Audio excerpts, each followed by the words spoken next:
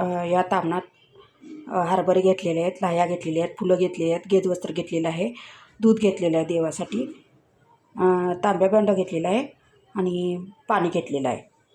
सगळी पूजेची तयारी झालेली आहे. आता दाखवते नागपंचमीची पूजा कशी करायची आहे ते.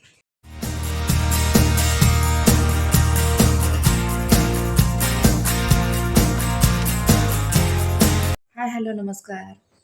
आणखीन एका नवीन ब्लॉगमध्ये तुमचं मनपूर्वक स्वागत आहे. आज नागपंचमी आहे आणि नागपंचमी निमित्त तुम्हाला खूप साऱ्या शुभेच्छा माझ्याकडून व माझ्या परिवाराकडून. 2 ते 3 दिवसाचा हा व्लॉग असणार आहे, त्यामुळे कन्फ्युजन करून घेऊ नका. श्रावण शुक्रवार नागपंचमी दिवसाचा असा व्लॉग असणार आहे. चला तर मग सुरुवात करूया आता व्लॉगला. श्रावणातले पहिले शुक्रवार आहे, त्यानिमित्त श्रीदेवी महालक्ष्मीची पूजा केलेली आहे. मी गेजवस्त्र घालून समई लावली आहे, उदबत्ती लावली आहे, नैवेद्य दाखवलेला आहे केळाचा आणि पेरूचा. तर गणपतीची पण पूजा केलेली आहे, बघू शकता. इथं रांगोळी काढलेली आहे समोर. आता पुरणाचा नैवेद्य नंतर दाखवायचा आहे. पुरण झाल्यानंतर दाखवायचा पुरणाचा नैवेद्य. चला तर मग कशी वाटली पूजा मला कमेंट करून नक्की सांगा. व्हिडिओ आवडले तर लाईक करा, शेअर करा, माझे चॅनल नक्की सबस्क्राईब करा. आत्ताच देवीला नैवेद्य दाखवलेलं आहे, बघू शकताय. पुरणपोळी, दोडक्याची भाजी, खीर, वरण भात, आमटी भात आणि दही भात असा नैवेद्य दाखवलेला आहे.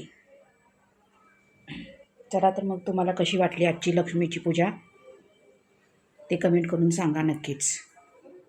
या तामणात हरभरे घेतलेले आहेत, लाह्या घेतलेल्या आहेत, फुलं घेतलेली आहेत, गेजवस्त्र घेतलेलं आहे, दूध घेतलेलं आहे देवासाठी, तांब्या भांडा घेतलेला आहे आणि पाणी घेतलेलं आहे.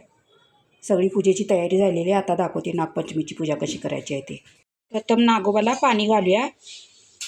थोडीशीच पाणी घालायचं आहे. ओम नागदेवताय नमः, ओम नागदेवताय नमः, ओम नागदेवताय नमः, ओम नागदेवताय नमः, ओम नागदेवताय नमः, ओम नागदेवताय नमः, ओम नागदेवताय नमः. म्हणजे स्नान झालं यांचं. गेजवस्त्र घालूया, दोन्हीला पण गेजवस्त्र. हा हळद कुंकू घालायचा आहे दोन्ही नागोबांवर. हळद घालते सर्वप्रथम आणि आता कुंकू घालायचा आहे.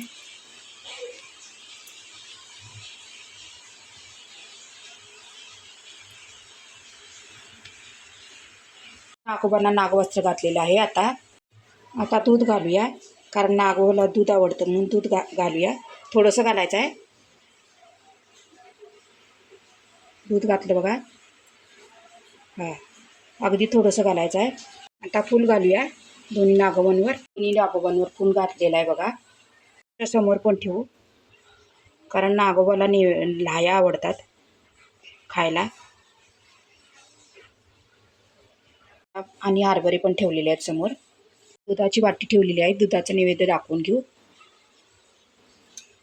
ओम नागोबाय नैवेद्यम समर्पयामि, ओम नागोबा देवताय नैवेद्यम समर्पयामि. आता पाणी प्यायला पाणी ठेवलेलं आहे. आता उदबत्ती लावून घेऊ. लावलाय, आता उदबत्ती लावून घेऊ नागोबाला. मस्तपैकी ओवाळू. ओम नागदेवताय ओम नागदेवताय नैवेद्यम ओम नागदेवताय उदबत्ती, ओम नागदेवताय धूपम दीपम नैवेद्यम समर्पयामि, ओम नागदेवताय धूपम दीपम नैवेद्यम समर्पयामि, ओम नागदेवताय धूपम दीपम नैवेद्यम समर्पयामि, ओम नागदेवताय धूपम दीपम नैवेद्यम समर्पयामि. आता उदबत्ती खोचून घेऊ.